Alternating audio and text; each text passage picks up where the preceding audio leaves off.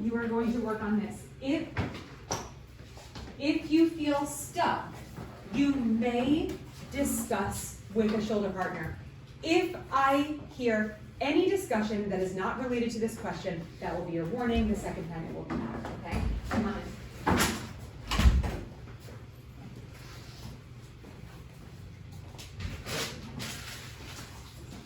Please remember that the only way to properly answer a question is to read the entire thing slowly and then read it again before you decide whether you know how to do it or not. Because on the EOC, you don't get to just say, I don't get it, and then get help on it. You actually have to solve it to get any points for this question. So I'll give you a minute.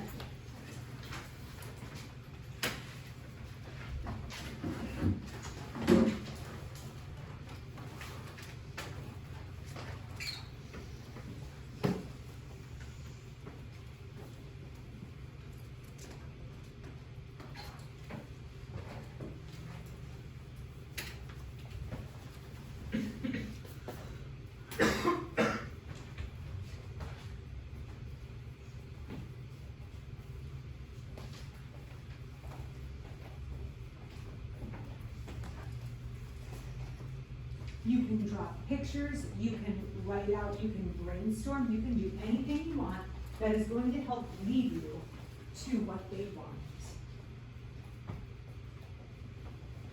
If you think you've got an answer that might be correct, you can call me over, I'd love to see it.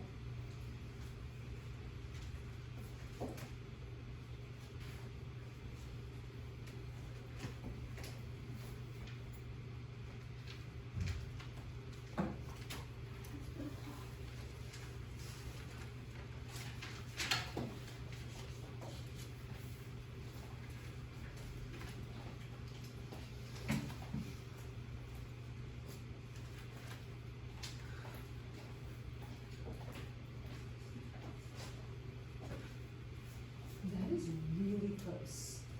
Really, really close.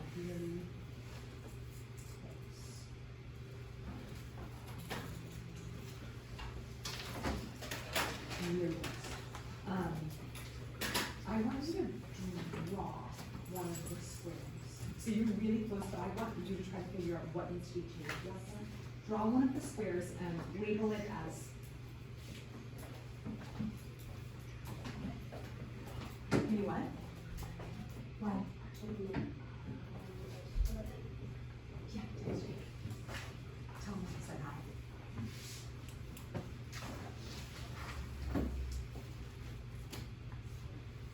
No. Gosh, it's almost like you did too much. Really? Yeah, like way too much. It is really close.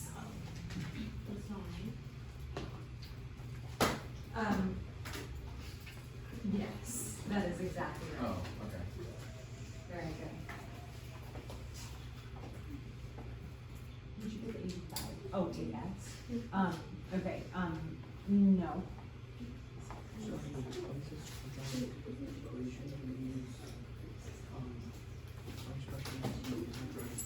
What makes it quadratic? What makes a function quadratic or an equation quadratic? That. No, that's what makes it a function.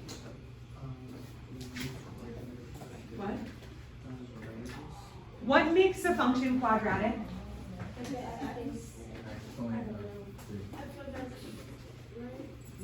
Emily's on the right track. She said that it has to be squared. The highest degree is 2. The highest exponent is 2. If it has an exponent of 3, it's not quadratic. If it has an exponent of 2 and that's the highest one, that is correct. Very good. This is a hard one. I know we're starting out with kind of a hard one. Cha-ching. Does anybody want another minute, or do you guys just want explanation? Do you want another minute? A little wait. Yeah.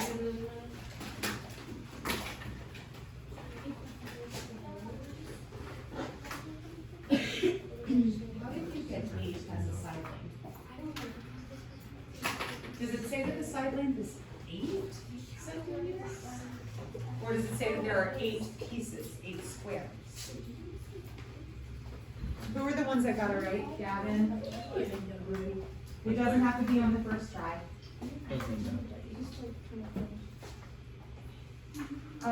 No, you have Carmine disease where you're doing too much. Still, no. Come on. Like, in what way? Okay. It helps if you draw it out. All right, I'm gonna go over it. I'm gonna go over it. Shh, we're not talking right now. So let's analyze this a little bit. There we go. I wrote these last year and I saved them. Thank goodness I didn't have to do it again. Okay, so, and I'm gonna put all of this on Canvas. I'll put all the screenshots, I'll put all of this explanation if you guys wanna work on any of these at home. So, the answer is, it either needs to say 8s squared equals 200, or 200 equals 8s squared, either way is fine. So, some of you were really close, but here's the thing. It's talking about a square piece of wood. So step 1, you could simply just draw a square. It says that that square has side length x. So it doesn't tell you the side length, that's your variable.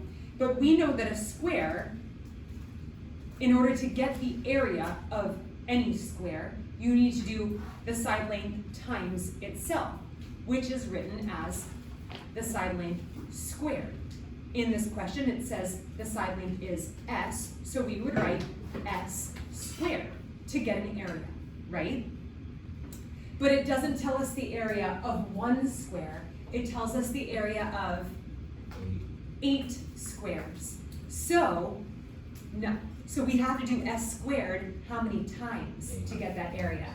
8 times, okay? It's all explained in these, I write it just kind of what I'm doing verbally, but so you would take your s squared to get the area of 1, and you'd have to multiply that times 8 to get the area of all 8 of them. And that's how we would write that quadratic equation. Does that make sense? Yeah? You ready to move on? All right, great job. Let's go to the next one.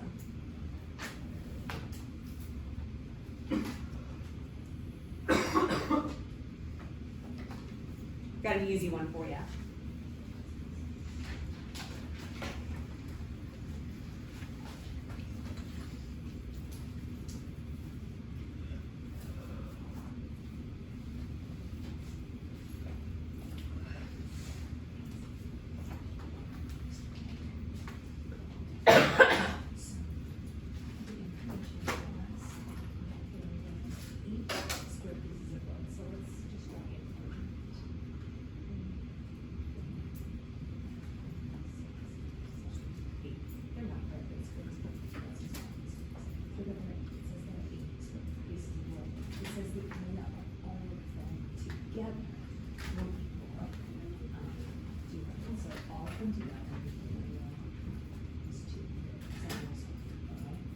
Now, it also says that the side length is represented by x. The side length of 1 is represented by x. And we know that a square, this is a term, a square, this is a legend, but we know that a square, if this is side length x, then this also has to be side length x. The exact same thing. So we can use the same variable to represent this side length and this side length, right? And we could say that the area of this square is simply x squared. Right? So we have s squared to be just this one area, but we need to set it up so that it represents the area of all 8 of them. So we basically have s squared how many times? 8. S squared plus s squared plus s squared plus s squared. That's 1s squared plus 1s squared plus 1s squared. That's 3s squared and 4s squared. S squared. So 8x squared equals the total area.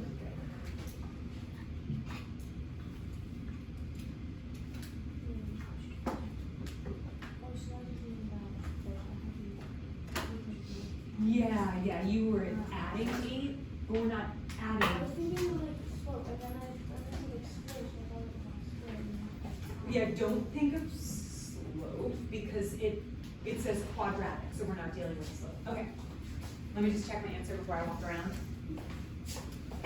Sorry. Are you guys raising your hand to check your answer? Yeah. Uh-oh, we're not talking.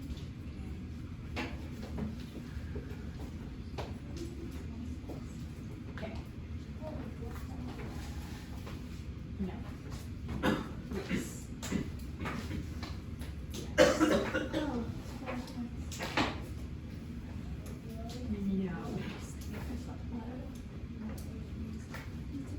Yes.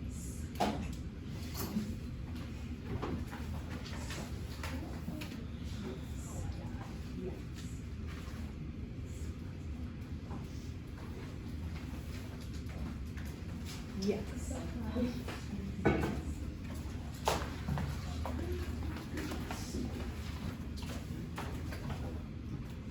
No. Yes. Yes. Yes. All right, let's go over it. This one's a little bit easier, right? Okay. A band sells X premium tickets, so they're telling you that the premium tickets, the number of premium tickets is going to be represented by X, right? And then it says it sells Y regular tickets. It's a missing number of regular tickets that will be represented by Y. Then it says a premium ticket costs $20. So you know what, let me go to my visualizer. X represents the premium tickets, so the coefficient for X will be 20. Some people had the coefficient for X at first 15. I'm just curious, does anybody want to explain why they thought that, or were they just totally confused? I know why, but I didn't do it. What? Because people thought, because it said that like, it was. Oh, they did this regular the wrong tickets way? were 5, the regular tickets were 5 less, so they put 15. They mixed up like this equation. Okay, Yes. so it tells us specifically that the premium tickets are, doesn't it say that it doesn't tell us specifically that that there are 20? Or I'm sorry, the price is 20? Doesn't it say that? Yeah. Yeah, it says a premium ticket costs $20, so you have to match the premium ticket with the variable of the premium ticket. It says there are X premium tickets, so that's why 20 would go here. Now to find out your Y, did anybody get 5Y? Yes. Okay, and do you see why that's wrong? Because it's not saying that it costs $5, it's saying that it's $5 less than the premium ticket, which would be 15. Very good. You said that I got it right. Oh, you wrote 5? I wrote 15. 15 is correct. Oh, you asked me if you wrote 5. Oh. I asked if you wrote 5. Silly. Billy. Okay. So the answer is 20x, the premium price, plus 15y, the regular price, equals the total amount of money. Nice question. Yes. He's the only one that's allowed. He already passed his algebra USC. Was it For easy? you, Lorenzo. It was easy for him because he listened in his life class, right? passed it. I know. That was like the only class I didn't listen. Oh, soy pass. I'm gonna be honest with you. Are you serious? Well, I listened, but I didn't take I'm gonna send your mom's video. Oh, soy pass. You're gonna like that. Just go to the bathroom. Just go to the bathroom before you. Go take a Just go. go. Okay. Just go take a poop. I listened, I just didn't take notes. Cause you. No, that's true. Me and Chris. Because I was such a good teacher, you didn't have to. Right, exactly. Close the door. All right.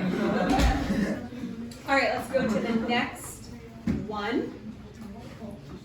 Oh, it's the little tiny one. Oh my gosh. Oh, I gotta make this bigger. There we go. I failed. What the? I'm done. I'm cooked.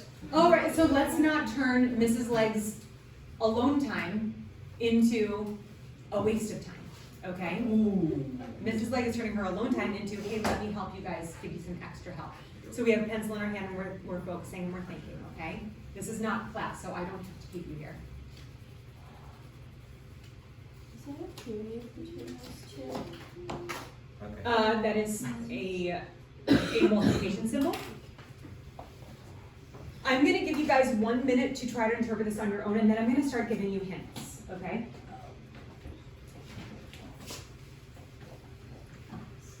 I'm done.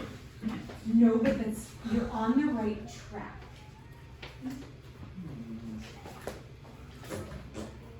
With what?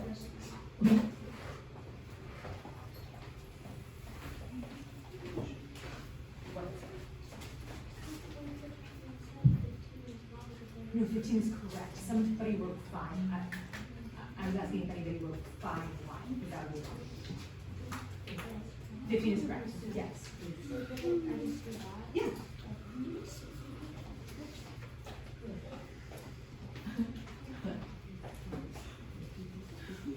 Is that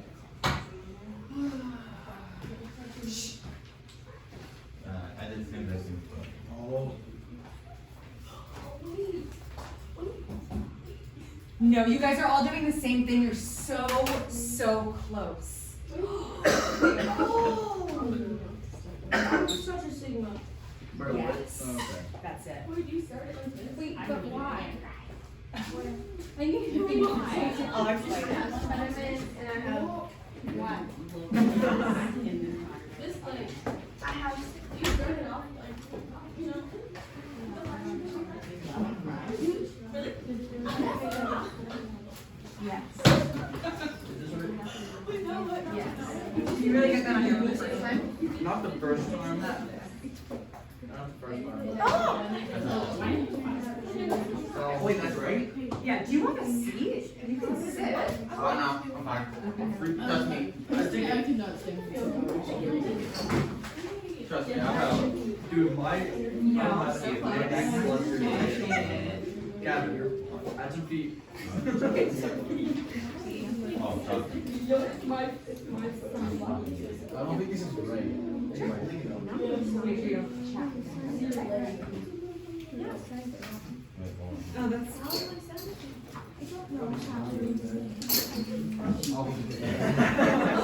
Wait, no, it's a card. Okay, I think some of you are ready for my hint. Yeah, I am. Yeah, I don't think this is right. Do you agree that this question is basically saying, take this and factor it into 2 binomial factors? Now, we normally put binomial factors in parentheses right next to each other. They are not trying to confuse us, but they're throwing in a multiplication symbol that isn't necessary. So for me, when I first saw this question, it just looked weird, especially that this was like so wide and this was smaller. It seemed like there was supposed to be more in there, and just this extra multiplication symbol, when I normally see factored expressions as just next to each other, that threw me a little bit. So once you get past that, you can see, I just have to break this down into 2 factors that would multiply to get xyz squared minus 1. And some of you are going, oh, minus, so it has to be minus. No, it's already minus over here. So it has to be, well, think about this, guys. Yes, very good. So, think about this. In order to multiply these binomials to get this subtraction sign or this negative sign, can I have x, whoops, that's not an x, y, z minus 1. That's what a lot of you guys put. Wouldn't a minus 1 times a minus 1 give me a Negative plus 1? Yeah, so you need Yeah. to So one of them has to be positive. That would allow xyz times xyz to get squared. Now I know you're thinking, but what about the middle terms? This is what we call a special case, and this is a quadratic expression that is called the difference, subtraction, voice, the difference of 2 perfect squares. This is a perfect square that can be broken down into xyz times xyz. 1 is a perfect square. It is the difference of two perfect squares, xyz squared and 1. How is 1 a perfect square? Because It can be, because positive or negative squared. It can go to itself. 1 times Yeah. 1 equals 1. because 1 times 1 equals 1. That's exactly why 1 is a No way. perfect square, because 1 times 1 equals 1. So this is the difference of this perfect square and this perfect square. To factor that out, you need a positive version and a negative version. And I'll show you when I multiply them.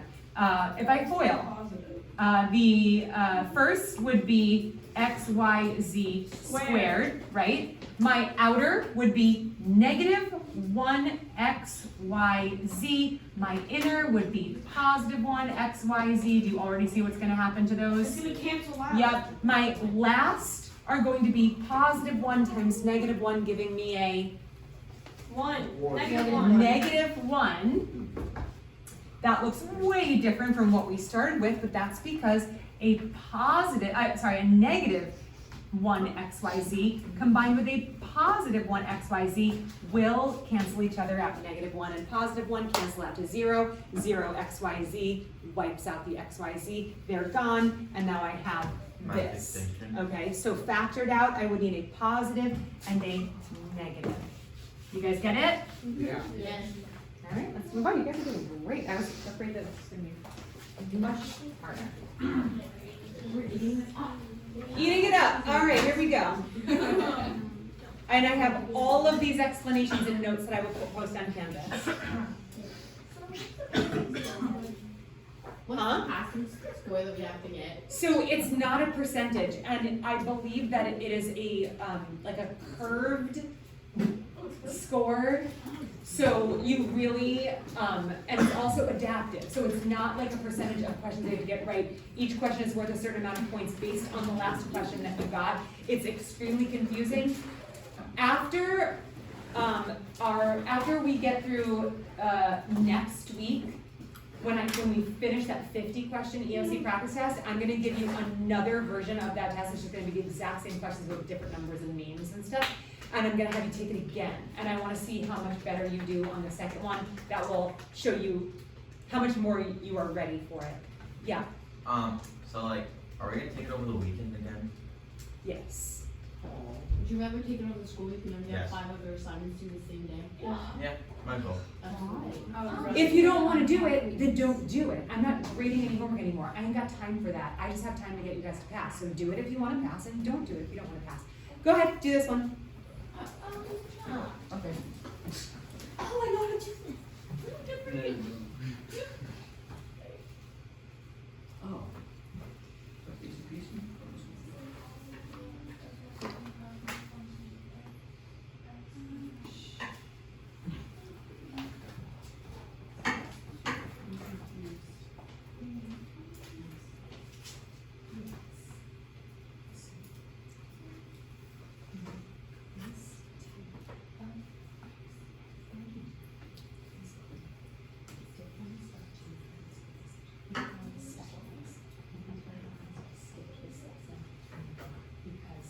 Because we can solve it by factoring the way that we already know how to factor, but it's a special case that gets special attention because it thinks it's cool, but it's not. All we need to see is that Bella, all we need to see is that this term is being squared, which means that it's squared. Because in order to get this squared, we're going to multiply this times itself. Just like x squared is a perfect square, because x times x makes x squared. X is being multiplied by itself, so it's perfect. So that's a perfect square, and then the number 1, so I got the negative right now, the number 1 is a perfect square. Just like 9 is a perfect square, because 3 times 3 is 9. Whole numbers will get that. 5 times 5 is 25, so 25 is a perfect square. 7 times 7 is 49, so 49 is a perfect square. 1 is also a perfect square. It's the tiniest little perfect square because 1 times 1 equals 1. It has a whole number root. So, since this is a perfect square, and since this is a perfect square, we can write the factors, the binomial factors, as the square root of this and the square root of this. And two separate factors, one with a plus and one with a minus. And that shows how.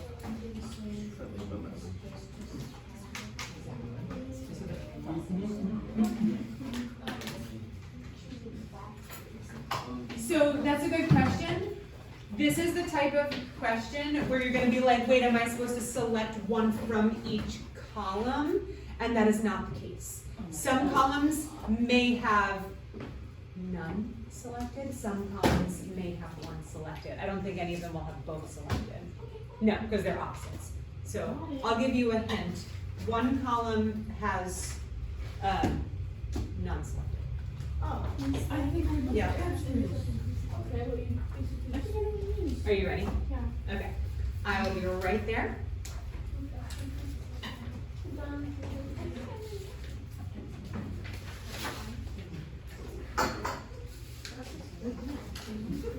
Okay.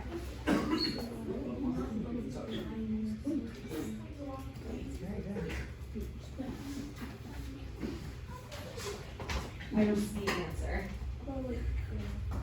Oh, I see. Okay, so that's part of it. No.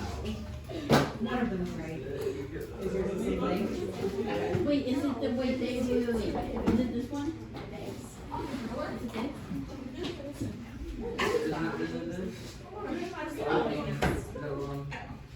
No.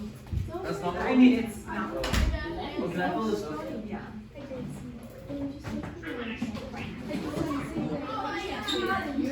I can't see it. No. Is none over? We'll go over it. I can't face up. What's C? I don't know what that is. You have to write it out because they don't have A, B, C, D there, so I can't see that.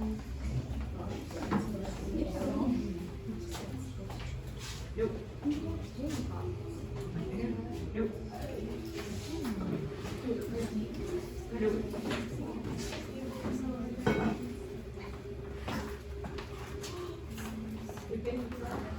Is that a mobile device?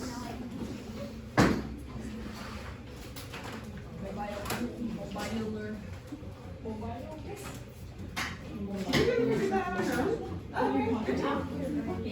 I don't know how you did that with your haven't shown me any work. I thought.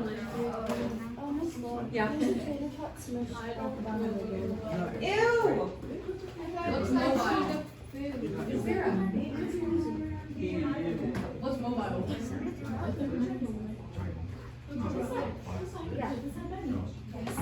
Oh, okay. I'm just gonna go over with everybody just because I don't want to run out of time, okay? All right. So let's go through this guide step by step because this one I found to be super tricky. What? About this problem? Yeah, that's what. Multiply x is nothing. So It says that x is, So let's go over it together so we're all on the same page, okay? Are we messing around back there? Because I certainly don't want to have you go to the front office and have you call your parents and tell them that you got kicked out of the extra help section because you couldn't handle it. Okay, so the answers are that the y-intercept increases and the slope increases, but the x-intercept actually is the same for both functions, both situations. So here's the given function. It says the function of x equals 2x plus 1. That's a line on a graph. You could graph it if you wanted to, just to kind of see what it looks like. The wording used is confusing. It says select all the effects. I think a lot of you persevered through this confusing wording, which is really good. Select all the effects just basically means what happens when the function is multiplied by 3, or what is the result of the function being multiplied by 3.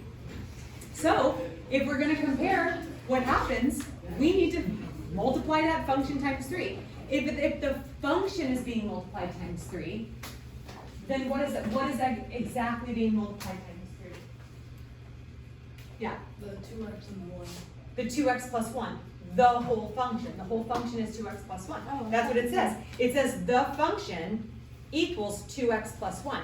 This is the whole function, therefore the whole function needs to be multiplied times 3. How do I do that? The distributive property. Are you with me? Yeah. Okay, good. No? Okay. So why didn't we, it said 3 equals x? Like. Where did it x say 3 equals x? Didn't it say It that? says 3 No. multiplied by x. Yeah, it says when the function is multiplied by 3. It said f of x is multiplied by 3. That means f of x, which is this, is multiplied by 3. So we multiply it by 3. What is that? Okay, that's fine, but I can see that you're not paying attention. You're the one who is asking me for clarification on this step. All right, so this is being multiplied by 3, so we just use the distributive property to multiply it by 3. It's as simple as that. 3 times 2x is 6x. 3 times 1 is 3. So this is the new function. This is what the new function looks like.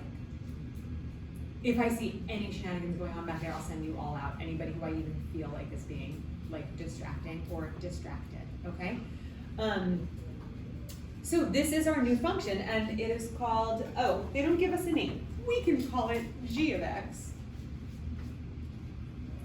We'll just call it that. I don't know why, because they didn't really give us a name for it, but this is the different linear function or linear equation that would be on the graph.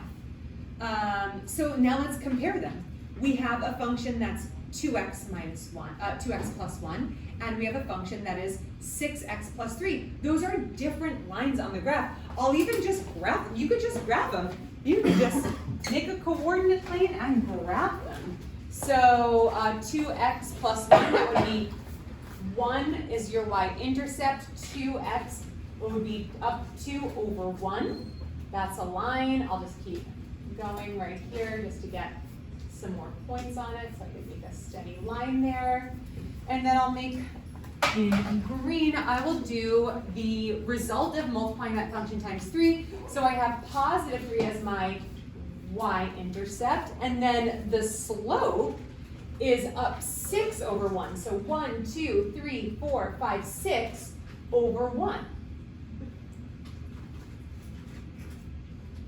Ooh, I gotta connect the dots there. I'm gonna go ahead and go down 6 to the left one. 1, 2, 3, 4, 5, 6, and to the left 1. So I'm gonna go through here to make this full line. They're kind of sloppy, but that's what they're doing. So if you want, you can graph it just to see your two different lines. Now let's compare them. We have to look, the first column, it says, it's asking us to look at the x-intercepts. So we have to decide, is the x-intercept increasing? Is the x-intercept decreasing?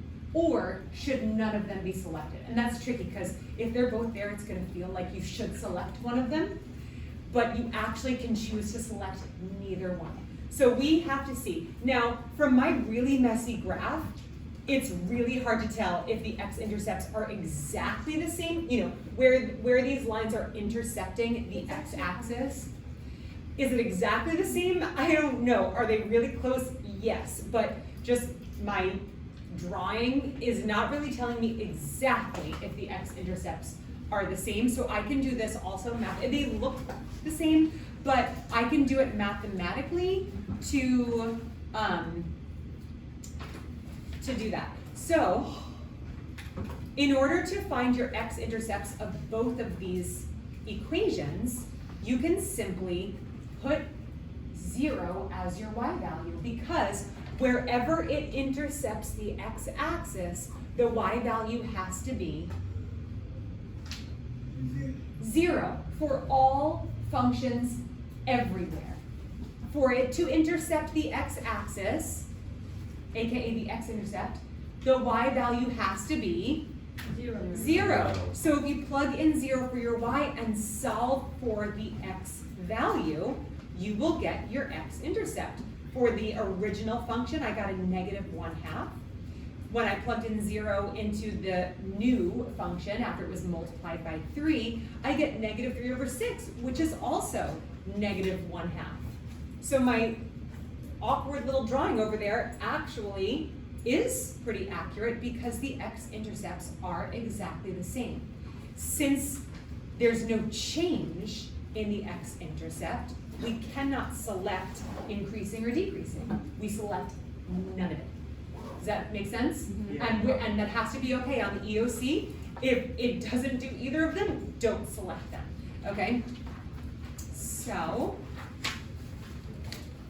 let's see if I wanna go back to this. Okay, and then we can pretty much answer these pretty quickly, the rest of them. The y-intercept, obviously when you compare the y-intercepts, you're going from 1 to 3, which is an increase, right? The y-intercept is increasing. And the same thing with the slope. The slopes are kind of looking us right in the face. It goes from 2 to 6, that's also an increase. So those are pretty obvious. It's the x-intercept that is really tricky, especially when there is no change and you have to be okay with not selecting one of those. Does that make sense? It's a tricky question because there are 6 boxes that are looking at you like, pick me, and you have to be like, hold on, let me work through this and prove it. Okay, we're doing great on time, let's see.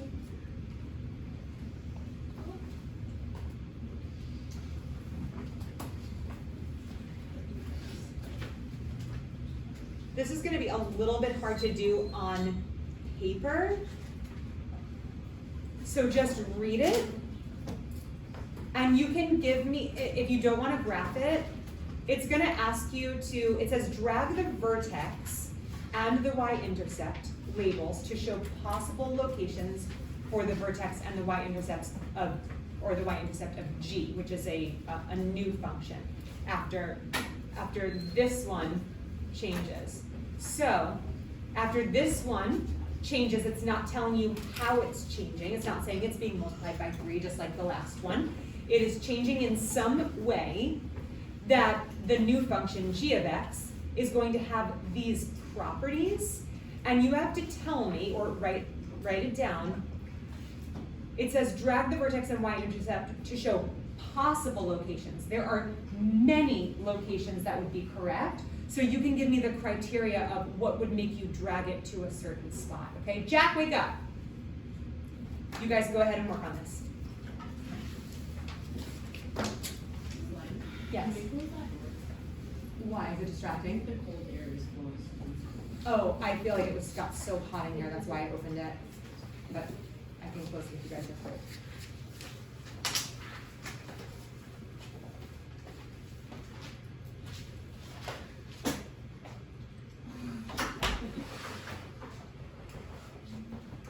This might be one that you discuss with a partner because it's a lot of information to work through. Is it just like exact or is it just like a constant paper? No, there are so many spots. It doesn't give us enough information to be exact. It gives us enough information to have like limits to where they can be. So it can be in like certain sections of the graph. So if you were to actually answer this question on your EOC, the digital answer key would basically have a certain area of coverage that it would accept for your points. As long as your point was within that like square or whatever that they say is okay.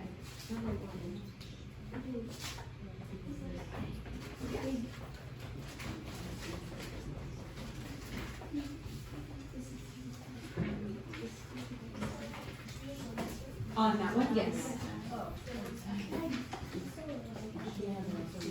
Okay. Can I give some hints? Great.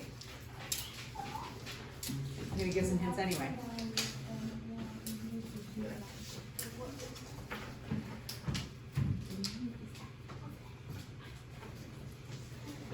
Okay.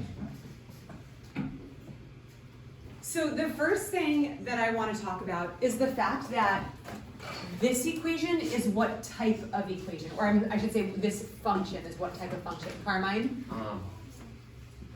Quadratic. This? Linear. Oh, linear. It's linear. How do we know it's linear? What tells us that it's Line. linear? Slope and a y-intercept. Yeah, it's in There's a line. slope-intercept form, that's a linear function, but specifically the definition of, you are correct, but a linear function. Lines. There's lines. Yeah, Because, it's not starting out on, Nope. Yeah. Nope.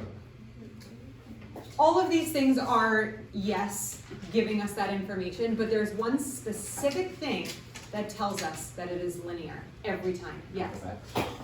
No, that just tells us that it's a function.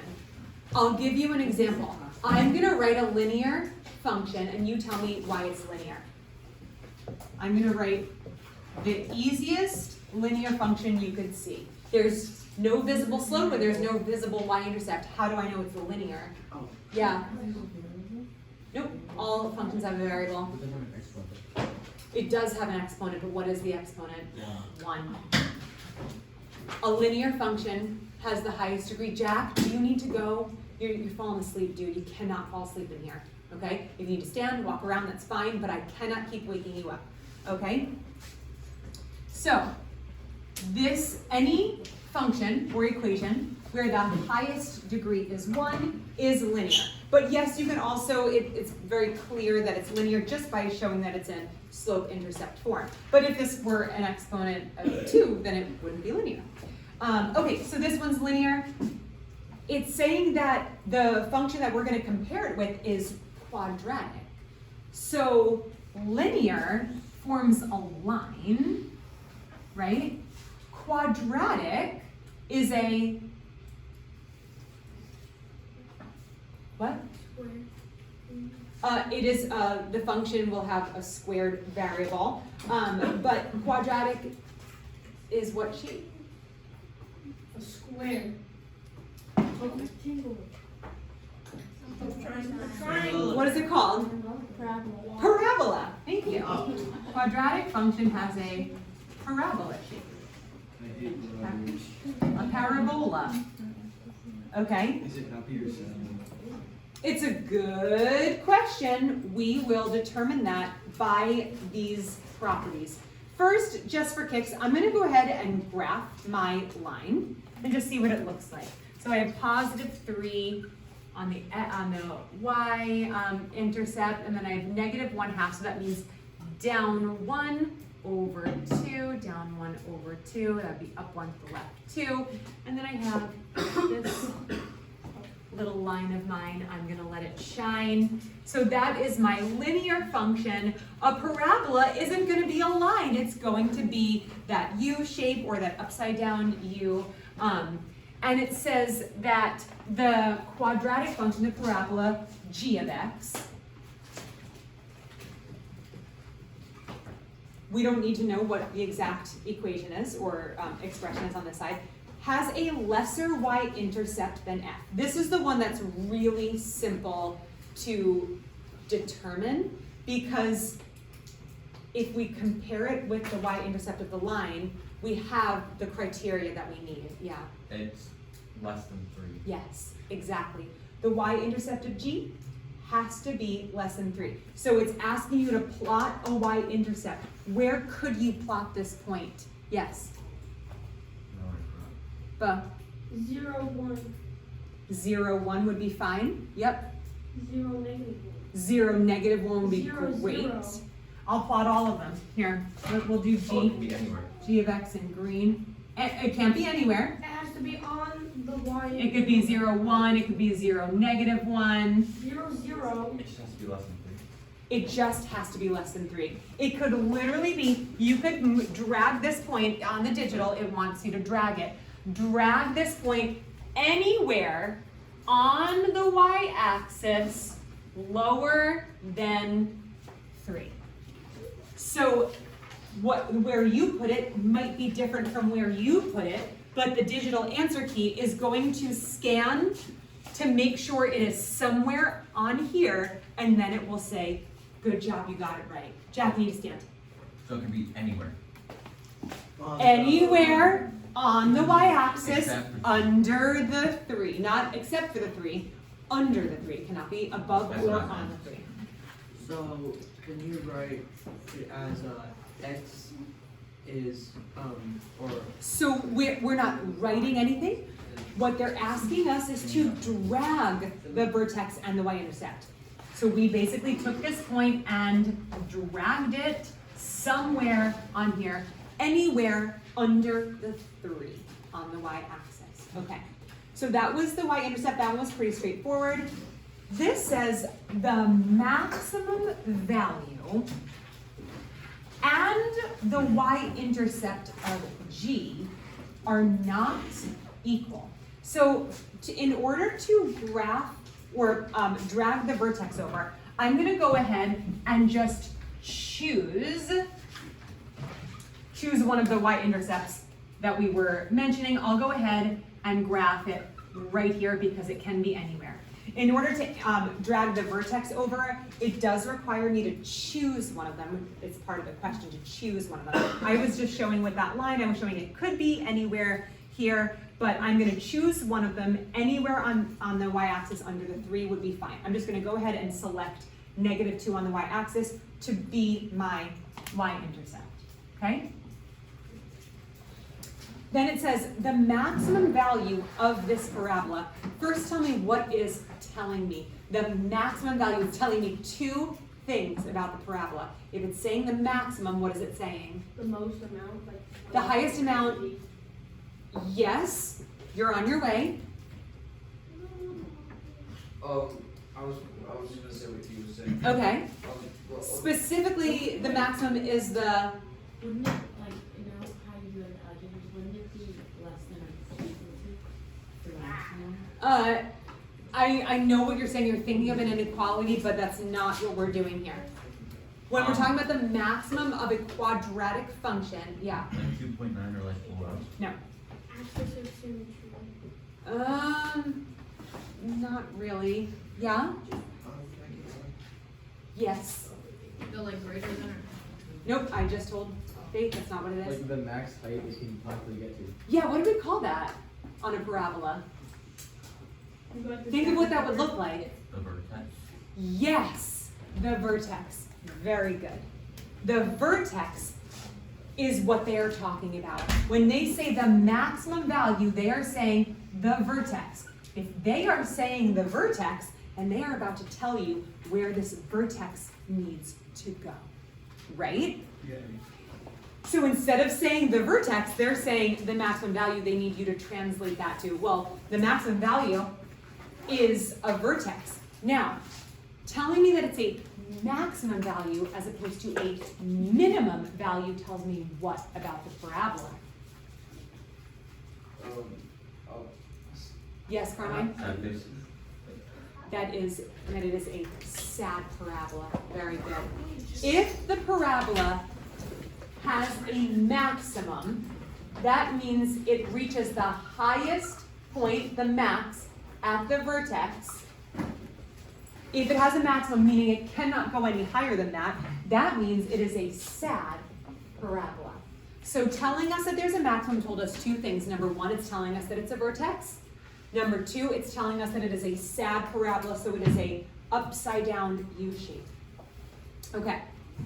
It says the vertex, the maximum value, and the y-intercept of G are not equal. So if we selected this as a spot, and it is correct, it could be this, could be this, could be this, but once we select it, we have to graph the vertex based off of this. It says they are not equal. So do you agree that the vertex cannot be on this line? Yes. Because if I put the vertex It'll be on this line, it's gonna be on the same level, right? Yeah. So cannot graph it there. I have to graph it either above or below. But according to what we just talked about, with the shape of that parabola, where does it have to be? above. Above. Very Good good, job, buddy. very good. Because it has to be a sad parabola. In order to be sad, the vertex has to be higher than one of the points on the curve. But it has to Yeah. be below 3. Huh? Doesn't it have to be below 3? No, Oh. doesn't have to. But I would do that just to keep it clean. So I don't know, you could choose a vertex right here, right? There are lots of different places to choose as long as it is above. Okay, so this also, now we're choosing this. Let's look at this last piece of criteria. First G increases, okay? First G increases, and then it decreases. So they're saying from left to right, it will increase first, then decrease. Let's check to make sure that that's the case with this parabola. From left to right, is it increasing first and then decreasing? That's correct. Tell me where this point would have to go in order to not follow that last rule. Yes. Below -2. Nope, that would be breaking this rule. Oh. Yes. If it was a happy parabola. Nope.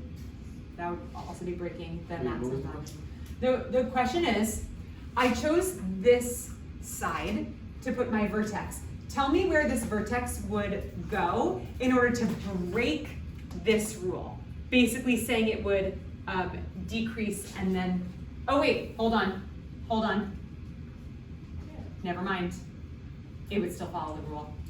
Yeah, it would I lied, it would still follow the rule. I was thinking that if you put it over here, then it would not follow the rule anymore. Nope, but it could go over there too. Sorry, That's why I lied. No, yeah, sorry, that never happened. I never said that. Okay, let's move on. That's it. It's on video. It is, cut that part out. All right, so I'll give you your next one. You guys feel like you're learning? Yeah. Yay! Like My head this. hurts. Everyone else is enjoying their half day, but they're gonna get these questions wrong, unfortunately. They're missing out on all I'm the always still gonna details. get these questions wrong. No, you're not. Because You guys are learning, you're It's doing not only it. that I wasted my half a day. Shut up. Technically, you should get time off weekend. This is nice and easy. Oh, shoot, there's no drop down for this. Uh-oh. You should all do this one. Okay, no, we're doing it. I'm gonna just tell you that you have to write a number here. Write a number. And a measure of time.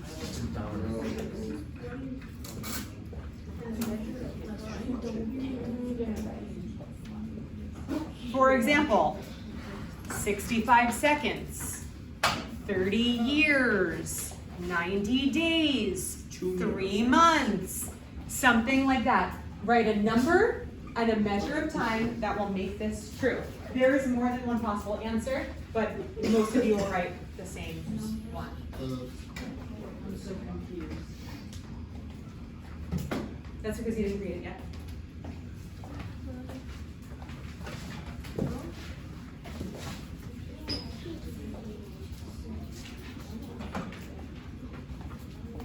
So you have to have it. Yeah. Think you got it? I think I got it. What? I don't think I did. Yeah. I'll be right there. Oh, that's so simple. I'm asking you to write You okay? a number and a measure of time. Like I said before, 20 seconds, 30 years. A number and then a measure of time that would match that situation. That would answer the question. Okay? I have to go.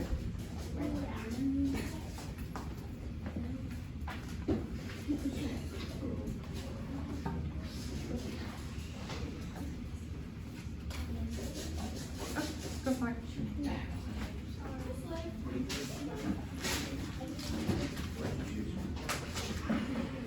I thought that said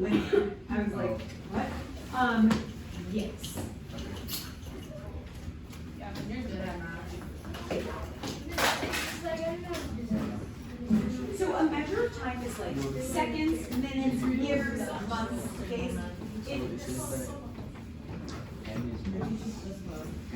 So your number is what? So we measure. Okay, you were 15,000. I bet you said the number is 15,000. That's what I thought you said. So the number is 12. And So it's just 1 year. Is that what you meant? Okay, it doesn't say months there. I was looking for a number and to measure. But 12 months is also like 52 weeks. 6, right? Months. I got it. I got it this last. I got it.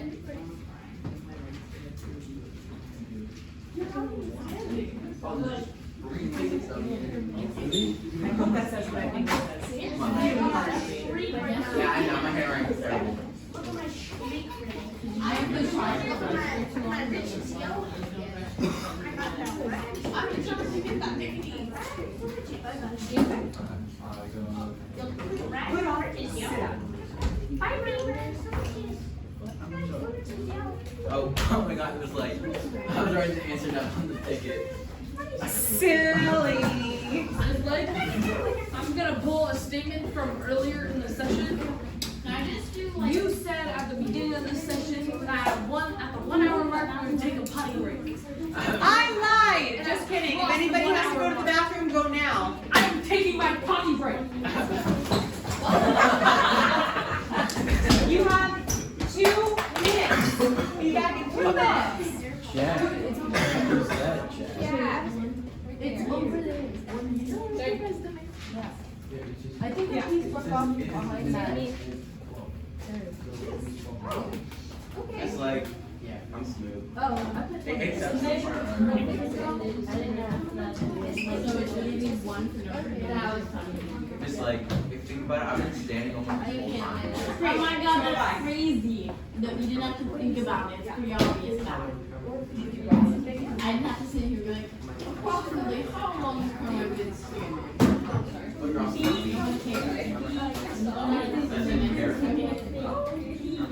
Nice. I don't feel good.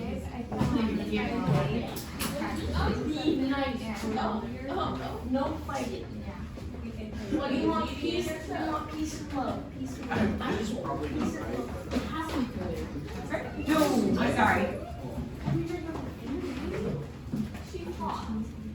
Yeah, I am.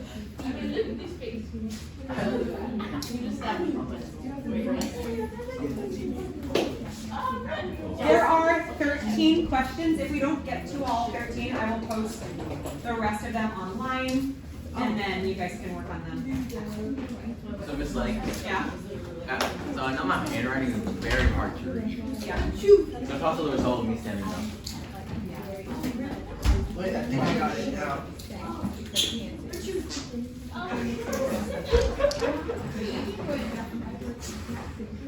Almost like I got it.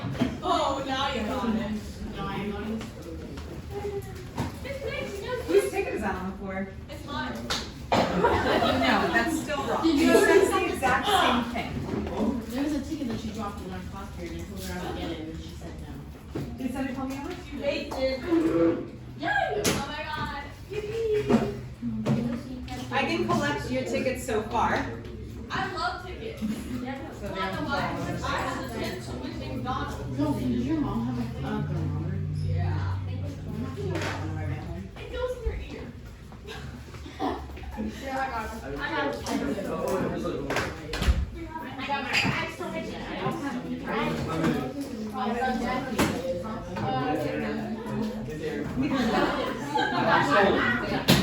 You erased your name and I wrote mine.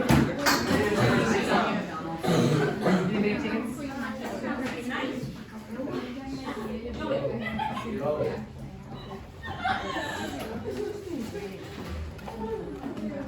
I'm gonna have to get lots of prizes. That looks so weird. Wait, I thought we were doing McDonald's. McDonald's is gonna be one of the ultimate prizes. I'm I'm gonna get like candies and stuff. Oh,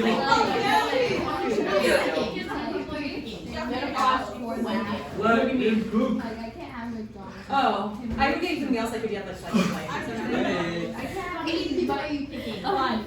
What what you get. Yeah, then you can exchange it. All right, we're gonna continue.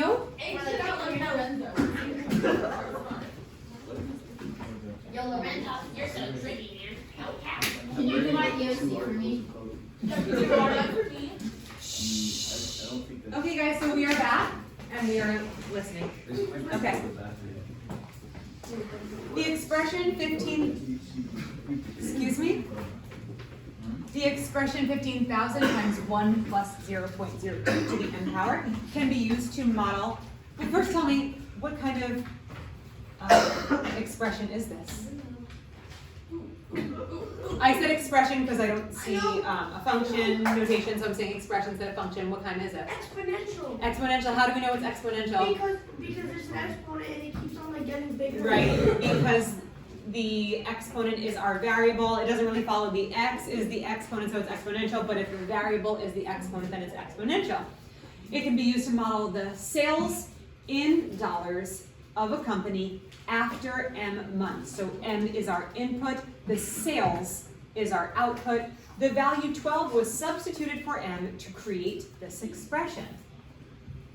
And it says that m represents the number of months. So if it says 12, then what is it talking about? 1 year. 12 months, right? Enter a number and select a unit to complete the sentence. The expression 1 plus 0.02 to the 12th power. Now we're not talking about that starting value right now, we're just talking about the growth factor, represents the growth factor of the company's sales for a period of time lasting a certain amount of some things. Now, in this drop-down menu, when the digital thing was available, it said like, it had like any number you could select here, and then you could select years, days. So literally they would select 365 days. You know what else they would accept, which is so funny on the answer key, it says this. It says that they would accept 366 days. Why would they accept that? Leap year. Leap year, yes, isn't that funny? I'm like, that would be a stretch. Could you imagine somebody on the EOC actually typing 366 days? You know, just in case it was a leap year. Actually, Like, why would you chance that? Anyway, so 12 months, I think is like the most obvious answer because they give it 2 months and they say that it's 12, so 12 months is the most obvious correct answer. Other correct answers would be 1 year, 365 days, 52 weeks. Yeah. Would 31 million Oh my gosh. 525,600 minutes. 525,000 sales of the company after 11. Anyway. Yes, it would. No, I don't think it did this I out. put 312 days. Miss Lake, how many minutes are in a year? 525,600 minutes. Have you guys never heard that song? I have. You should show it to us. Why would I show you when I could sing it for you? 525,000 what? In daylight, in sunset, in midnight, in inches, in mountain, Got it. We got it. Alright, you got it? 536,000 seconds. Measure it loud. You got to measure it loud. 31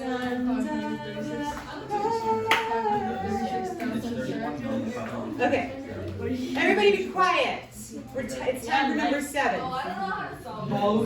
Stop doing that.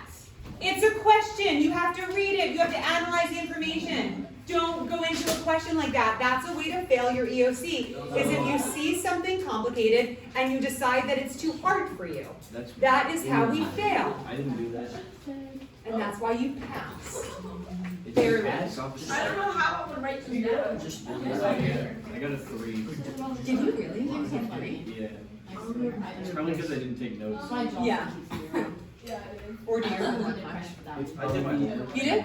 except for like almost third and fourth quarter, which is the time you were Exactly. there. So we're not chatting, we are working. Just like, Yeah. how would I like to write this down? You would write down the charts. Why don't you just say the x-intercept is a number. Okay. The y-intercept, okay? You don't have to copy the whole chart down. I got you, pal. Shut up. What? Yes. So in this case, there is a value for the x-intercept, and one of them is there. So it's kind of like a multiple choice answer. So the x-intercept is going to be one of those numbers, the y-intercept is going to be one of those numbers, and the rate of change is going to be one of those numbers.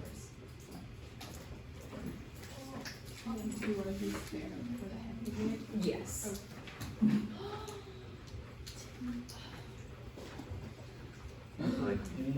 This does not make sense at all. Wait, how did they A negative. I didn't help. where did they get the -6? Wait, I think I might. Or pick multiple one off. Like, What do you mean, where do they get the -6 from? They are giving that as an option, doesn't mean it's the answer to one of them. Oh, that's so not fun. Guys, there are 3 values that you have to find, the x-intercept, the y-intercept, and the rate of change. There are 5 values listed. Some of those values will not be used as the answers. Are you done? Okay, yeah? so like, f of x just means y, right? It means the output, which also can be y.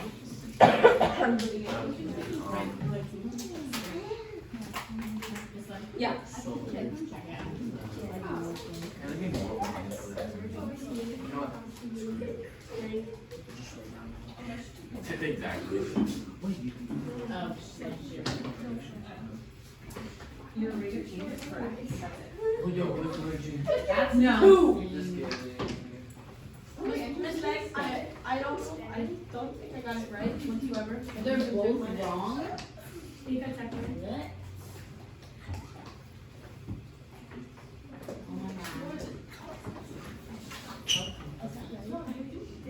Oh my god. Yep. Yes. Oh!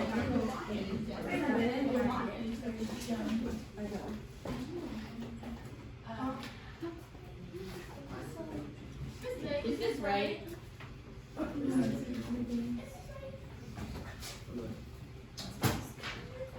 Now.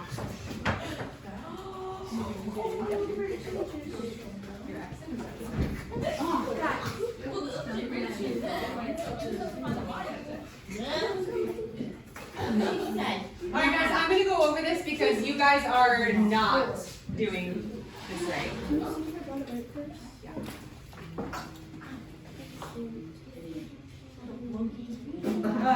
No, but the closest out of everybody. Just like, Wait, Okay, I know you guys would love for me to take the rest of this session to check individually because you love these tickets. But we do have to get through a few more questions, okay? So we can get these points on the EOC is much more important than tickets right now. Okay, so I'm gonna go over to my little camera here. All right, the correct answers, I'll tell you what the correct answers are and I will go over how we get them, okay? The correct answers, the x-intercept is 3. I can tell you right now Ooh, I got it that right. that it gives you the x-intercept in this chart. The x-intercept is any number, is any time the y is 0. That's what intercepts are. Intercepts are on the axis. It means the other value is 0. Will we ever get there? I feel like we're never going to get there, no matter how many times I say it. If you're looking at a y-intercept, the x value is 0. If you're looking at an x-intercept, the y value is 0. So the chart actually tells you the y value or the output value is 0. Here's the x value. That's the x-intercept. If anything, you just can get that part right, yes? You should make another music video to get it in our heads. That would be great if I had more time. For now, let's just keep using this. Okay, the y-intercept is -6. That is not given to us on this chart, and the rate of change is 2. That is not given to us on this chart, at least not blatantly. We do need to use the information to find it. So Here, when I did it last year, I started with the slope. I don't know why I didn't just start with the x-intercept, but anyway. We start by getting the slope. Does it tell us that this is a linear? Yeah, it says it's a linear function. We could have figured that out ourselves, but it is a linear function. It tells us that. So, if it's a linear function, we know that we are going to find a slope. Guess what? Rate of change is a fancy way of saying slope. So that's what it meant when it said rate of change. So how do you find your rate of change or your slope when you're given x and y coordinates, or x and f of x coordinates? Yes? Excuse me. Okay, so like I looked at the -1 and the 3, and I saw it went over 4. Okay. And then I looked at the f of x or y, and I saw it went up 8. Uh-huh. So the slope or the rate of change is 8 over 4, which Yep. is 2. That's true. Totally fine to do it that way. What he is finding is the change in y over the change in x. You made a mistake. Over the change in x. The official slope formula, which is on your EOC reference sheet, is the y value of the second point minus the y value of the first point, y2 minus y1, over x2 minus x1, okay? All you have to do to solve it is choose 2 points from your table. It lists 3 points. Take 2 of them. It doesn't matter which 2. You could even use this one, the first one, and the last one. It just doesn't matter. So I chose 2 points from that chart. I listed them so that I could very easily call this, if I call this point 2, that means I need to take my y from the point 2 and put it here, and then my y from the point 1 and put it here. And then same thing with my x coordinates, my second point x coordinate, put it here, my first point x coordinate, put it here.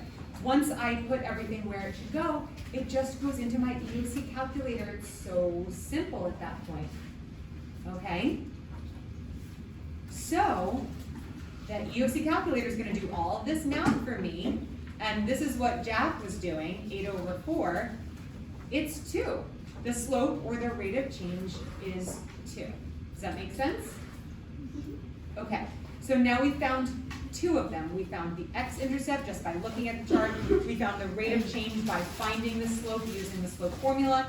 And now we need the y-intercept. So the y-intercept is when x is 0. The chart or the table does not tell us that. So let's do some more investigating.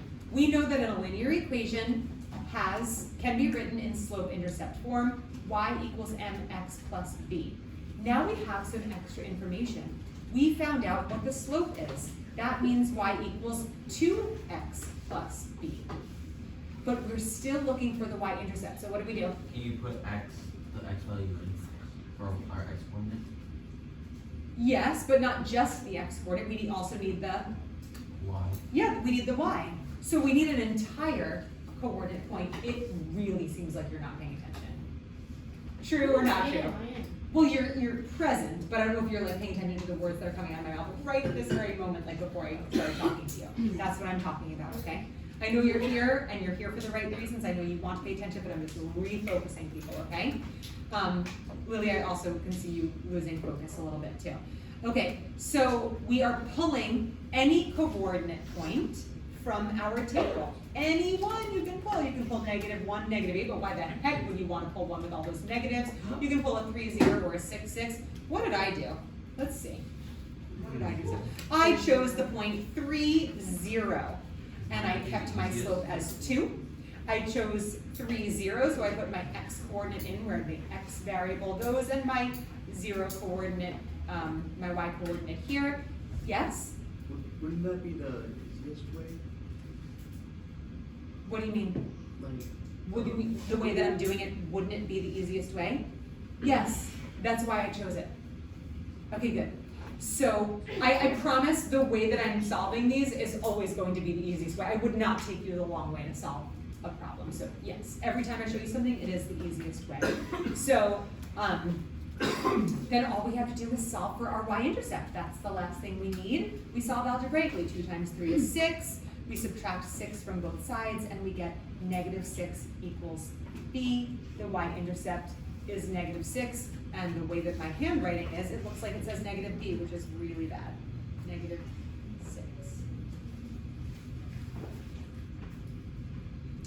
And then I did something so silly. Speaking of not doing things the easy way, I found the x-intercept by plugging in 0 for the y, which wasn't necessary at all because it showed us what the x-intercept was on the table. You guys ready for the next question?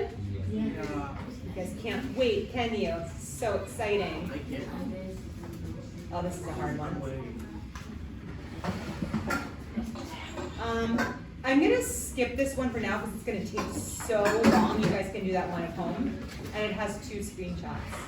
Yeah, it has like so many different screenshots involved. Okay, that has a part A and a part B. Let's do this one. Yes. Let's do this. Okay.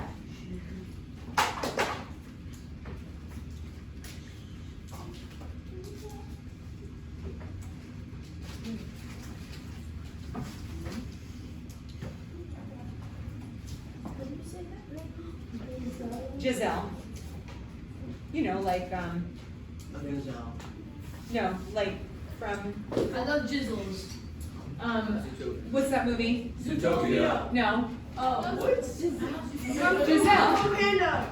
Giselle. No. It's Zootopia. Look No, it up. it's Enchanted. Look it up.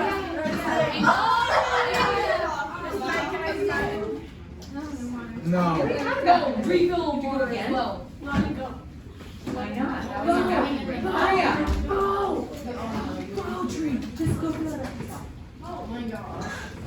Why would you drink that much water? It's good. It's good to Because the drink whole water. roof is Helps us in the long run.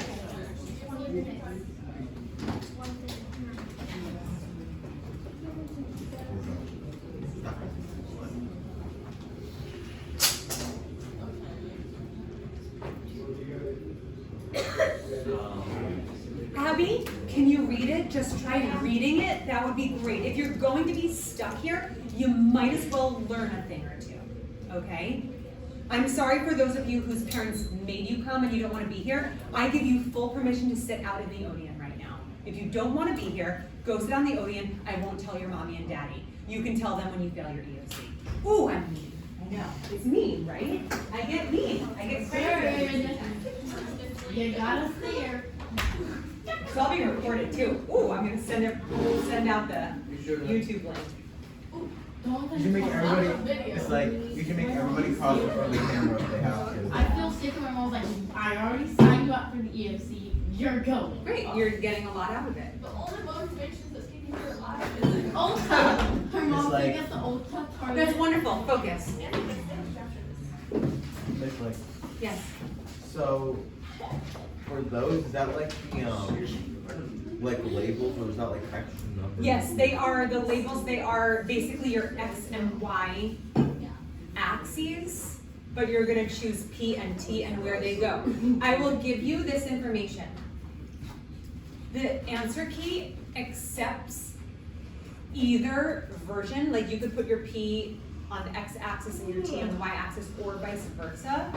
It just, I think there's a much better way to do it based on the information, and it will be a much clearer graph. But technically, you could get the right answer either way as long as your numbers are correct.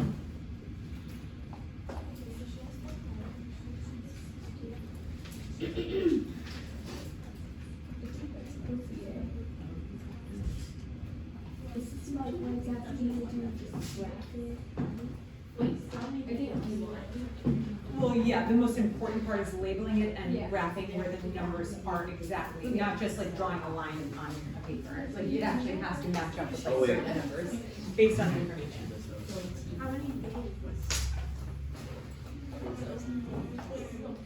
I have a quick question.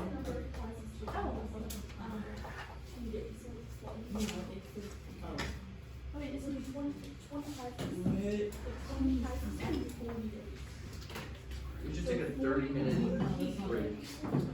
No. No. Did you hear that, Lex's mom? Lex thinks we should take a 30-minute break. He wants it to end now. I want nap time. Go home. I'm gonna clip that. And I want So nap do time. I, Lex. So do I, but I have a job to do. And so do you. Tearing down. Ooh. Yeah. Oh, never mind. Has anybody gotten anywhere with this? I'm about to. I'm about to make a major break. Kind of. We're working it out. It's like the bitch you don't need to get smart. I'm so confused why we have 20. Why we have what? The graph is just showing intervals of numbers. It doesn't mean that all of those numbers are going to be part of the line or part of the information. It's just an organized way, just like a coordinate plane has all of the numbers. You shouldn't. Okay. Thank you. Is it because of the two? Okay, but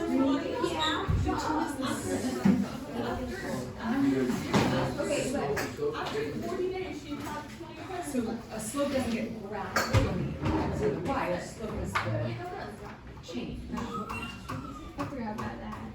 All right, so we're gonna just go over this one, because I can tell that I'm losing you Yeah, I guys. got it. I think I got it. Okay. Did you really? No, probably. You really haven't got it? Wait.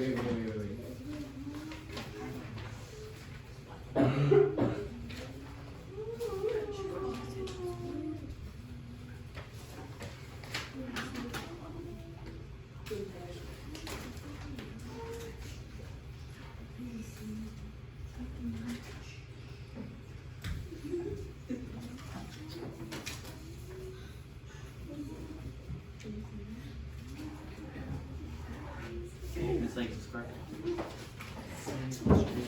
Oh, I graphed it. Yeah. I think I got it. No. No. Okay.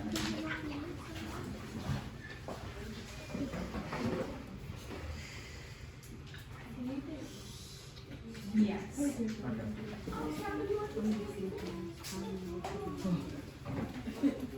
Good job. You didn't label your axes, but I know where you were going with it by your information, so just make sure, like, if everybody actually see that you dragged those letters to the right spot. Okay, so we're gonna go over this, and we're not talking anymore, okay? Unless you want that 30-minute break. It will come with a phone call to your mom to tell her to you up, okay? All right, so the first thing that I did was I took that equation, and I took that equation, they give it to us as p plus 2t equals 40. It's a linear equation where x is represented by t. It says Giselle has 40 prizes for raffle ticket winners, and she gives away 2 prizes each day until she runs out of prizes. So, if we were to take this and rearrange it to be in perfect slope-intercept form, it will give us a much clearer picture of what the graph would look like, right? It's much easier to graph an equation that's in slope-intercept form. So, if I'm going to put it in a slope-intercept form, I have to get p by itself. It says the equation p plus 2t equals 40. Technically, it's in like, it's not even in standard form. It's kind of in standard form, but it's mixed up a little bit. It represents a situation where p is the number of prizes Giselle has left after t days. So p is the output. The time or the days is the input. However many days pass is going to give an output of how many prizes she has left, right? So, if p is the output, solve for p. Get p by itself by subtracting 2t from both sides, and we get p equals negative 2t plus 40. Is that what you did, Gavin, to graph it? Yeah. Okay, so putting it in slope-intercept form helped you visualize that graph. Okay, there we go. So now we have the y-intercept, and we have our slope. So we can make, oh, I even drew like an explanation of how t is our x variable, p is our y variable, our output, -2 is our slope, and 40 is our y-intercept. I labeled everything, and let me see, I think I graphed it on the next page here. Okay, yeah. So I drew my graph, and according to what options I had, I could put my t or my p here. Why did I choose t here? Time. It does represent time. Why did I choose time to go on my x-axis? Jack? Because the farther time goes, shows how long time has passed. How much time has passed is how long it goes out. Because t is representing our x, our input.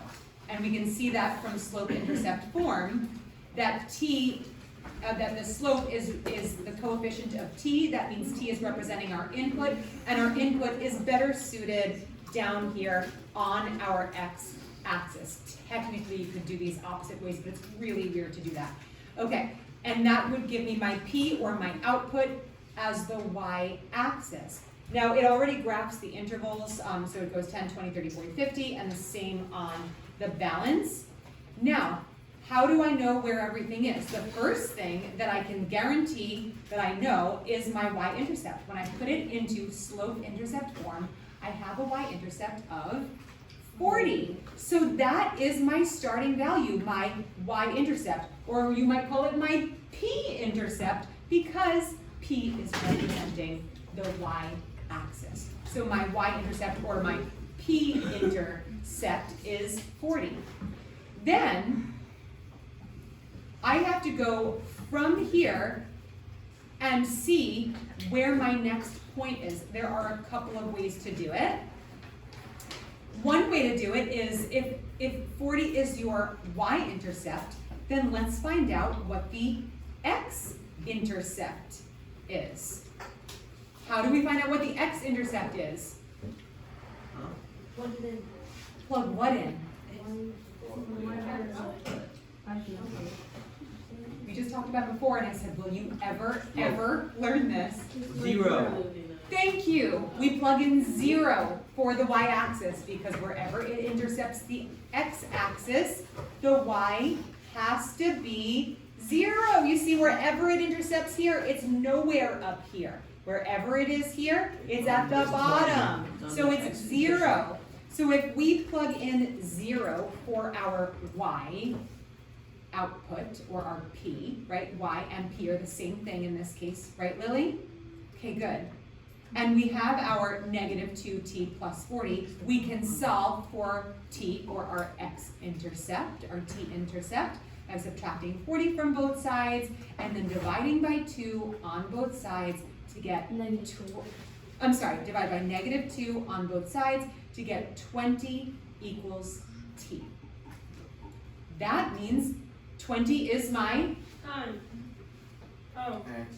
x-intercept. Very good. Good job, guys. So that means I can plot a point at my x-intercept at 20. Now that I have 2 points plotted on a linear function or a linear equation, Lily, what can I do? I can connect the dots. That was all I needed. But if you are talking, you're not going to be able to answer even the simplest questions. If I have 2 dots on a coordinate plane and I need to make a line, you simply connect those dots. And there is your line. That's how linear equations and functions work. Yay. And then it says, Giselle, the other answer it wants is, Giselle will give away all prizes after how many days? Well, all of her prizes will be gone after 20 days have That's passed. not bad, actually. That's great. Okay, ready for the next one?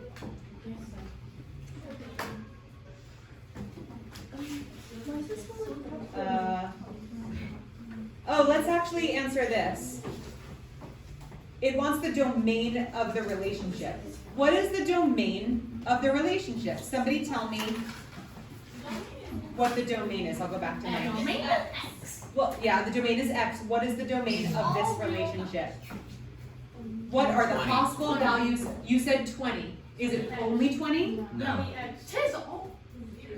0 to 20. 0 to 20, very good. So it would be from 0 to 20. Yeah, that's it. That's how it's written there too. From 0 to 20, very, very good. So that means the range is 0 to 40. Yes, so range is 0 to 40. That is also true. Okay, let's go to this next question, which is.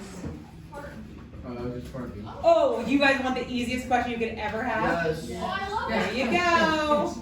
Oh no. It is the easiest question you could ever have. Just fill in the blanks. It's like, Fill in the blanks. You really just have to add. I know. Don't even tell them. They need to be able to get this on their own. It's like, if they can't, You focus on you, okay? Well, if it's easy, then do it.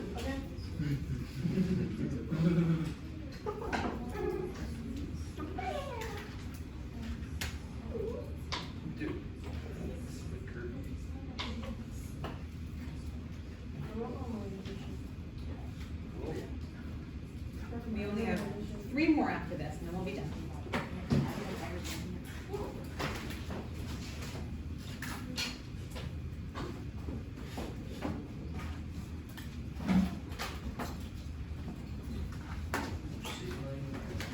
Please make sure you make this into, remember, does anybody remember what this kind of, what does it say? Already tells you, it's a frequency table. Make sure you write the whole frequency table so that when you ask me to check your answers, I can actually read them properly. oh, do we have to label it? Yes, make the entire frequency table, please.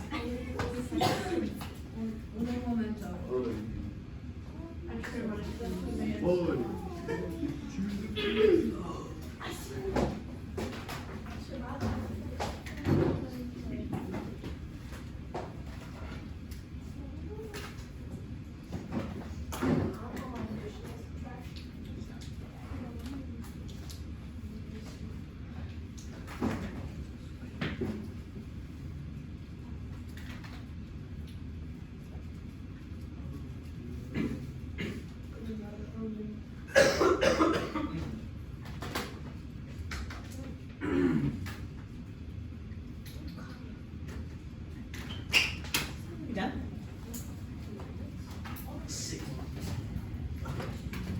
You did the whole frequency table? Okay, good job. Oh, I got it.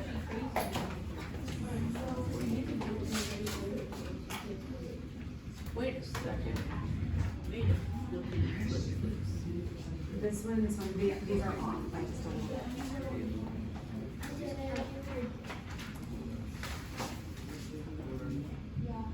Okay.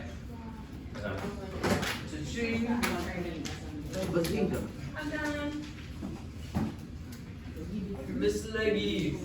Soy Finish. Oh, wait. Soy computer.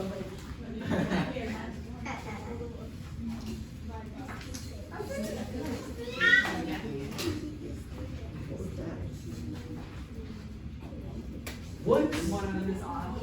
What? Yeah. Lex, your butt. Yours are off too. Like you can't be Your talking. butt. Wait, it's like I almost have it. Get ready.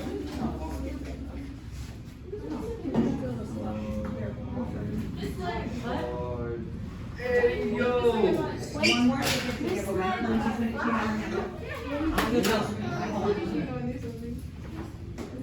Just leg, I finished. We're gonna go over it. You fixed it this leg. I'm gonna go over it for wellness and then we'll get your answer. I can only devote so much time to individual attention and then we have to go to the whole group, okay? Let's see, let's go to my, oh, I'll just go to the answers. Here you go.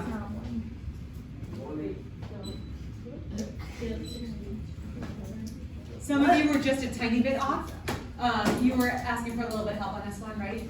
Okay, so it gives us the 176 here. So just using this 176, we cannot figure out these two numbers. We have to go to a place where they give us 2 pieces of information and don't give us one of them. Which place is that, Lily? Well, There I are did- three options. I did the 272 first. I You did the figured 272 first by subtracting 128 from 400. Yeah. Okay, good. So she started with this. She said, I'll go to this row, the totals. She said the total is 400. But then we have the kids who don't ride the bus, and we need the kids who do ride the bus, so I'll just subtract the 128 from the 400 to get 272. Now we have this, and we can find this one, right? Because the total is 272. There are 176 sixth graders. Subtract that from 272, and you get 96. Are you getting it now, Emily? Okay, so now that I have the 96 and my 272, which one can I get next? Carmine. You can get your total for the 6th grade, because that's 175. Total for the 6th grade, but I didn't have this yet. Yeah, you can add 176 plus 74 on the top. Oh, the total for the 6th grade you can Yeah. get, I'm sorry. So 176 plus 174 equals 250, very good. Subtract 250 from 400 to get 150. And then you can also subtract 74 from 128 to get 54. Good? All right, we're almost done. we have approximately 10 minutes left, ma'am. Okay, I'll explain what I want you to do on this one.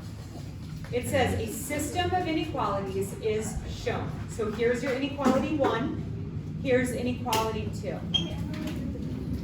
All I want you to do is tell me, is inequality 1 going to be, and write it down, is inequality 1 going to be solid or dotted? And is inequality 2 going to be solid or dotted? Solid.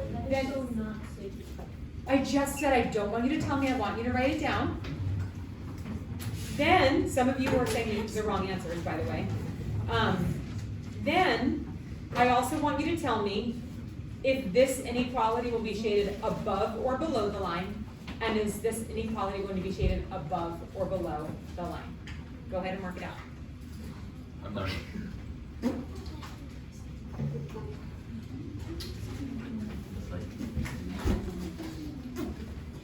Got it.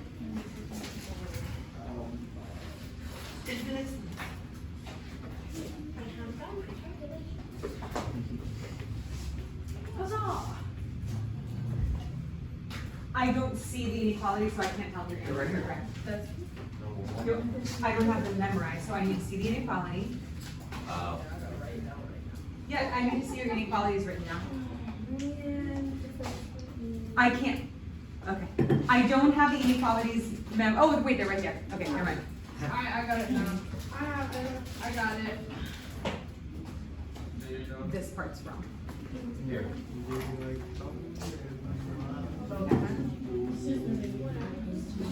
got it. Yeah.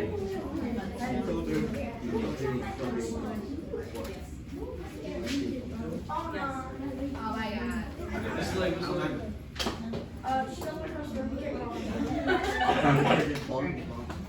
Are you getting anywhere with this? Really? Where are you getting with this? Did you get anywhere with this? Can I get your you a little. And why is it solid? No. So if it doesn't have the equal sign, you want to include all of the values, is what you're saying? Okay. Can you explain why that is? She could put it in. So what's Ohio?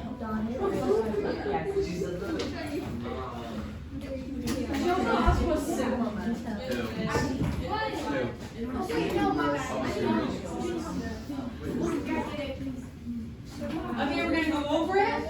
Wait. Nope, going over it. Okay, this one is a less than sign. It does not include an equal to sign. That means that the values, the output values, are not included, okay? It has to be less than this. They're not included, so we do a dashed line to show a boundary line that is not including those values.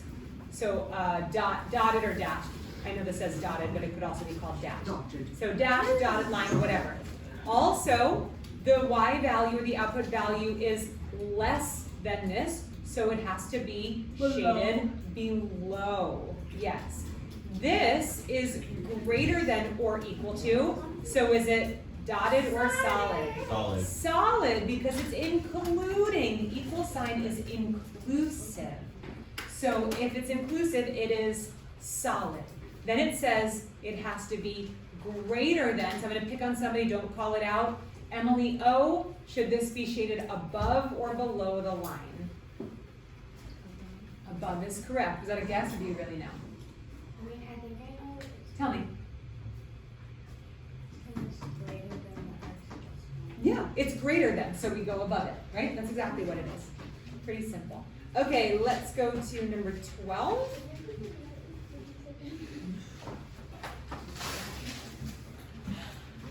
This one's really hard. Let's go to number 13 first, and then if we have time, we'll go to number 12.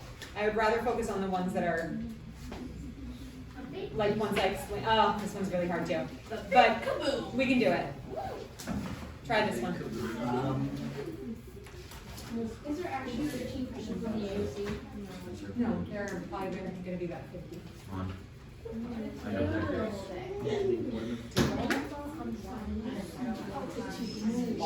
Wait, we're not talking. Where would the EOC like be? Would it be like a room Just like all of the other tests. or? Well, no, but you know what I. We have 5 minutes, so I really need you guys to focus on this, please. This one is easier than it seems. It can be a little bit logical. You do need to do some math, but you can do it logic. You can set it up logically. But your brain works very well with logic. Think of a situation. Think of this situation. Think of what a margin of error is.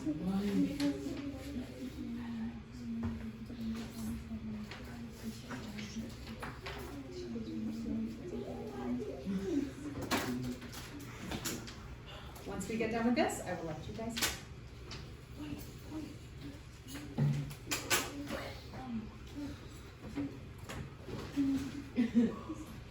Keep going.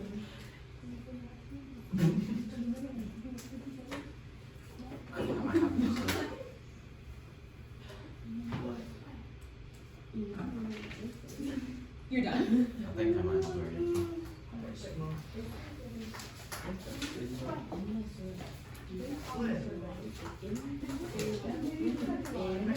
Oh, no.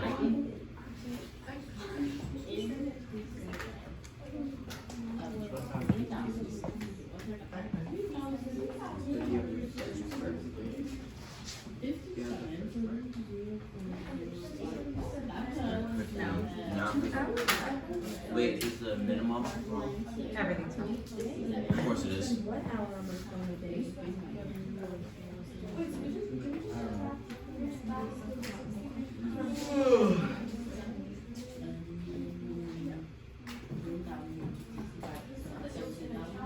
Lily, you can check to make sure your Stanley is clean later. I'd like you to focus on this first, okay?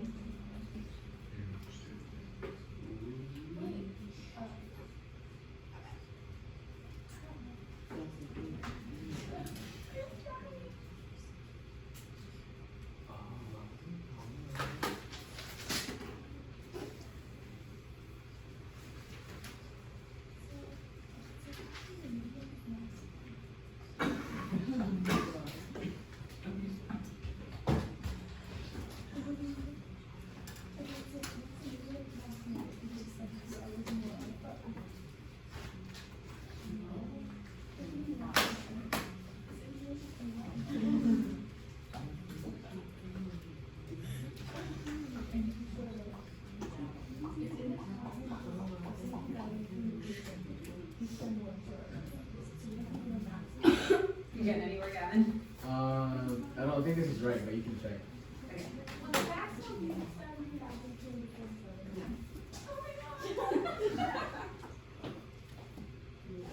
Alright, let's go, Rick. There was also a maximum and minimum question on the EOC practice test that we're gonna go over soon in class, but obviously this is gonna be on it. And I think this is from a lesson that you guys have not been taught yet, so it totally makes sense that you guys have no idea what to do. That's why we're here.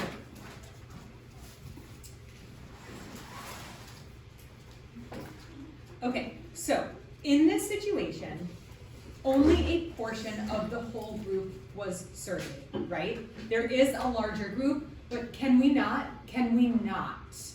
Thank you. If only a portion of the whole group was surveyed, there will be a small margin of error, because if they only ask a small group of the entire group, it's not going to represent exactly what the entire group spends. Oh gosh, that's not good. All right, it says in a survey of 3,260 people, 57% of people said they spend more than 2 hours a day on their smartphones, but there are over 17,000 people in the town. So that percentage has to have a margin of error because they didn't actually survey every single person. It can't be exactly 57%. So they're saying that the margin of error is, where does it say? It says the margin of error is positive or negative 2.2%, which means that this 57% is pretty accurate, but it could be a little bit more, or it could be a little bit less. To get the maximum and minimum of the entire town, you have to find out what the percentage would be if we were trying to find the minimum, and what the percentage would be if we were trying to find the maximum. So the minimum we could find by subtracting the 2.2% from the 57, and then finding this percentage of the town. That would give us the minimum number that it would be. Does that make sense? If you are trying to find the margin of error, if it's like, okay, well, what if it's more than 57%? What if it's 2.2% more than that? What if it's actually 59.2% of the entire town? Then we would just simply multiply 59.2% of the entire town to get the maximum number. So the number of people in the town that spend more than 2 hours a day on their phones is somewhere between 9,451 and 10,210. They can't give an exact number because not every single person in the town was asked. They took a sample, a small group, and said, let's just generalize and say that it's about 57%, but there's a margin of error where it could be a little bit more and it could be a little bit less. So this is in terms of the entire town, it's going to be between this amount and this amount of people. Does that make sense? For minimum and maximum? All of my notes will be on Canvas if you want to revisit this. You guys can go, I'll go out there with you so I can make sure everybody goes safe. Is anybody walking besides these two over here?